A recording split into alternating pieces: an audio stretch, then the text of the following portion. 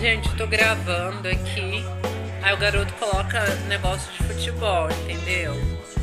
Futebol é uma coisa que já não tem mais sucesso. Olha lá, ele tá vendo foto sensual da liga.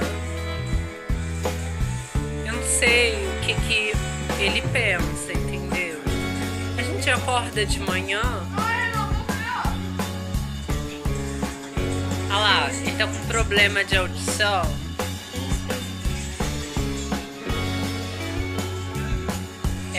Gente, então, Papissa Brasil hoje vai falar sobre depressão. Depressão é algo que qualquer um pode ter. Tem cura? Tem cura. Se você fazer tratamento, se você se empenhar, você sai desse problema. Mas se você continuar pensando para baixo, chorando, reclamando da vida, não vai adiantar nada. Então eu digo para vocês, gente, vamos parar de se entregar aos problemas, às situações, às circunstâncias. Vamos começar a pensar melhor, entendeu?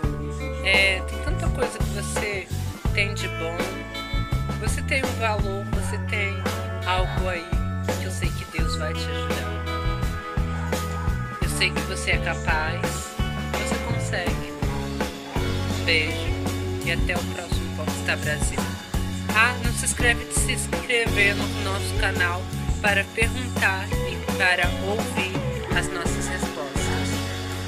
Um abração.